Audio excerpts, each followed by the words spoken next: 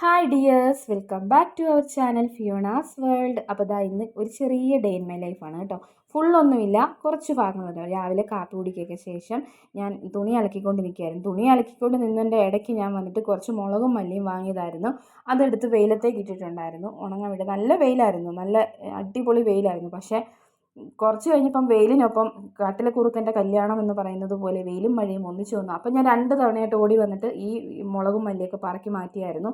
പക്ഷേ പിന്നെ വെയിൽ കണ്ടുകൊണ്ട് വീണ്ടും എടുത്തിട്ട്, കാര്യമായിട്ടൊന്നും പെയ്തില്ലല്ലോ, അപ്പം ഞാൻ വീണ്ടും എടുത്തിട്ടു. പക്ഷേ എന്ത് ചെയ്യാം ഗൈസ്, കണ്ടില്ലേ, ഭയങ്കര മഴക്കോളായിരുന്നു. ഭയങ്കരം എന്ന് വെച്ചാൽ ഉള്ള മൂടിക്കെട്ടി ഇങ്ങോട്ട് വന്നിട്ട് നമ്മൾ വിചാരിക്കും ഇപ്പം തന്നെ ഇവിടെ എല്ലാം പൊളിഞ്ഞ് പോകുമാറ് പെയ്യുമെന്നും പറഞ്ഞുകൊണ്ടുള്ള മഴയായിരുന്നു കോള് കയറി വന്നത്. പക്ഷേ പെയ്തൊന്നുമില്ല കാര്യമായിട്ട്, ചുമ്മാ ഇങ്ങനെ പെയ്ത് അങ്ങ് മാറുമായിരുന്നു. അങ്ങനെ ലല്ലു ഇന്നിവിടെ ഉണ്ടായിരുന്നത് കൊണ്ട് എനിക്ക് ഇതൊക്കെ വളരെ എളുപ്പമുണ്ടായിരുന്നു. ഞാൻ അവളെ വിളിച്ചിട്ടൊന്നും വന്നതല്ല, എന്തോ പറ്റിയെന്ന് അറിയത്തില്ല, വിളിക്കാണ്ട് വന്നിട്ട് ഹെൽപ്പ് ചെയ്തു. അങ്ങനെ കാര്യമായ ഇങ്ങനെയുള്ള ജോലികൾക്കൊന്നും ഞാൻ ഇവരെ അടുപ്പിക്കാറില്ല, കാരണം എനിക്ക് ഇരട്ടിപ്പണി ഉണ്ടാക്കും. പക്ഷേ അവൾ വളരെ കെയർഫുള്ളോടുകൂടി തന്നെ ആദ്യം തൊട്ട് തന്നെ കാര്യങ്ങളൊക്കെ എനിക്ക് ചെയ്തു തന്നു. കുറച്ച് നല്ല സന്തോഷം തോന്നി എനിക്ക്, കാരണം നമ്മൾ പറയാണ്ട് നമ്മുടെ കുഞ്ഞുങ്ങൾ ഓരോ കാര്യങ്ങൾ വളരെ കൃത്യതയോടുകൂടി ചെയ്യുമ്പോഴേ നമുക്ക് ഒരു പേരൻസിനൊക്കെ ഒരു സന്തോഷം വരാറില്ലേ. ഞാൻ അവളോടായിട്ട് പ്രത്യേകിച്ചൊന്നും പറഞ്ഞില്ല. എനിക്ക് വളരെ സന്തോഷം തോന്നി അവളത് ചെയ്യുന്നത് കണ്ടപ്പോൾ. അപ്പോൾ മഴ കയറി വരുന്നത് കണ്ടോ. അപ്പോൾ അതുപോലെ തന്നെ തുണി കുറച്ചേ ഉള്ളായിരുന്നു. ഞാൻ അവിടെ നിന്ന് ഇവിടുന്നൊക്കെ തപ്പിപ്പരതി കുറേ തുണി കൂടി സംഘടിപ്പിച്ചു. എൻ്റെ സ്ഥിരം പരിപാടിയാണിത്. മഴ പെയ്യുന്ന ദിവസം കൂടുതൽ തുണി കഴുകിയിട്ട് അവസാനം ഇത് ഉണങ്ങാൻ പറ്റാണ്ട് പില്ലോ കവർ ഉൾപ്പെടെ എല്ലാം കൂടെ കിട്ടും. അവസാനം നനഞ്ഞ തുണി വിരിക്കാനും സ്ഥലമില്ല. സന്തു വന്ന് എന്നെ കുറേ ചീത്തയും പറയും. ഇത് സ്ഥിരമായിട്ടുള്ളൊരു കാര്യമാണ്. അപ്പോൾ ഇച്ചിരി മഴ ഒന്ന് പെയ്ത് തോർന്ന് കഴിഞ്ഞപ്പോഴത്തേക്കിന് ചന്നം പിന്നെ പൊടിഞ്ഞ് തോർന്നിങ്ങനെ നിൽക്കുക. വീണ്ടും മഴ കാര്യമായിട്ട് വീണ്ടും വന്നു. ആദ്യം ഒന്ന് പൊടിഞ്ഞ് വന്നിട്ട് പിന്നെ വന്നു. അവിടുത്തെ അമ്മച്ചി ഇങ്ങനെ കാര്യം പറഞ്ഞിരിക്കുക അവരുടെ അടുത്ത്. അപ്പോൾ ഈ മഴ പുറത്ത് പെയ്തുകൊണ്ട് നിൽക്കുന്ന സമയത്താണ് ഞാൻ ഉച്ചക്കത്തേക്ക് വേണ്ട ഫുഡ് പ്രിപ്പറേഷനിലേക്ക് കയറിയത്. കൊഞ്ചും മാങ്ങ ഉണ്ടാക്കാമെന്ന് വെച്ചു. കൊഞ്ചും മാങ്ങയുടെ പ്രത്യേകത എന്താണെന്ന് നമ്മുടെ ഇവിടെ ചെട്ടികുളങ്ങര കുംഭഭരണി ഈ ഒരു മാവേലിക്കരയുള്ളവർക്ക് മിക്കവർക്കും അറിയാമായിരിക്കും. പക്ഷേ പത്തനംതിട്ടയിലുള്ളവർക്ക് വളരെ കാര്യമായിട്ടൊന്നും അറിയാൻ സാധ്യതയൊന്നുമില്ല, കാരണം എനിക്കും അറിഞ്ഞുകൂടായിരുന്നു കേട്ടോ. എനിക്ക് ഒരുപാട് ഫ്രണ്ട്സൊക്കെ ഉണ്ടായിരുന്നെങ്കിൽ അവർ പോലും ഈ ഒരു വിഭവത്തെക്കുറിച്ച് എന്നോട് പറയുന്നതായിട്ട് കേട്ടിട്ടില്ല. ചെട്ടികുളങ്ങര കുംഭഭരണിയുടെ അന്ന് ഇങ്ങനൊരു സ്പെഷ്യൽ ഫുഡ് ഉണ്ടെന്നോ അതിൻ്റെ ഐതിഹ്യം എന്താണെന്നോ ഒന്നും എനിക്ക് അറിഞ്ഞുകൂടായിരുന്നു. ഞാൻ ഇവിടെ വന്നതിന് ശേഷമാണ് അതിനൊക്കെ അറിയാൻ സാധിച്ചത്. അപ്പോൾ അതിനും എന്നെ വന്ന് ലല്ലു ഹെൽപ്പ് ചെയ്തു. കണ്ടോ, മൂടിക്കെട്ടി ആകെപ്പാടെ ഡേഞ്ചർ സോണായിട്ട് നിൽക്കുന്നുണ്ടോ. അങ്ങനെ കാര്യങ്ങളൊക്കെ ഇങ്ങനെ അടുപ്പിച്ചുകൊണ്ടിരിക്കുകയാണ്. എൻ്റെ തുണിയെല്ലാം നനഞ്ഞു ഗൈസ്, എടുത്തിടാൻ സ്ഥലമില്ല. എല്ലാം പിന്നെ അവിടെ തന്നെ കിടക്കട്ടെന്ന് വെച്ചു, എല്ലാം അവിടെ തന്നെ അങ്ങിട്ടു. പിന്നെ ഞാൻ ഓർത്ത് പടവലങ്ങ, നല്ല കിളുന്ത് പടവലങ്ങയായിരുന്നു കേട്ടോ, സൂപ്പറായിരുന്നു.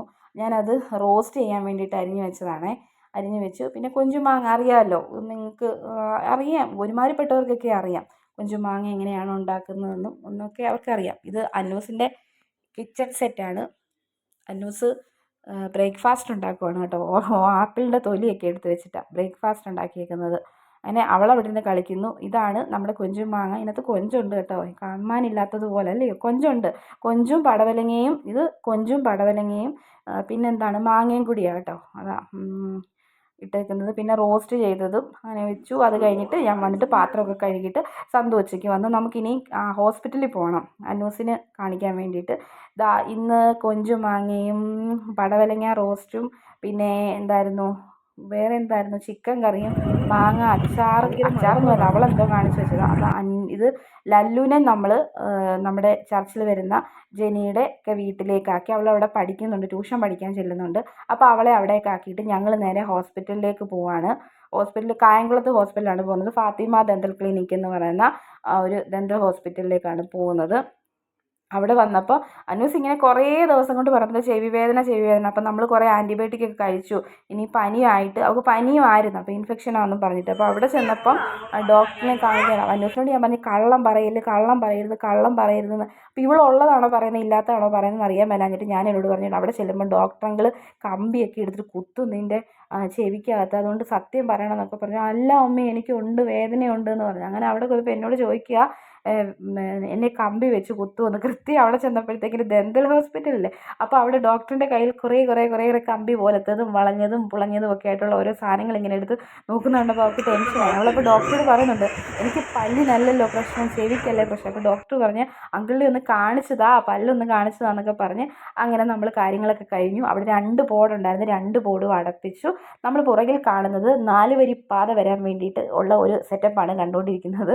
കണ്ടില്ലയോ? കൃത്യമായിട്ടൊന്നും കാണത്തില്ല, രാത്രിയായി. നമ്മളപ്പോൾ തിരിച്ചു പോരുവാണ്. അപ്പോൾ നമ്മുടെ വീഡിയോ ഇഷ്ടപ്പെട്ടാൽ ലൈക്ക് ആൻഡ് ഷെയർ, സബ്സ്ക്രൈബ്.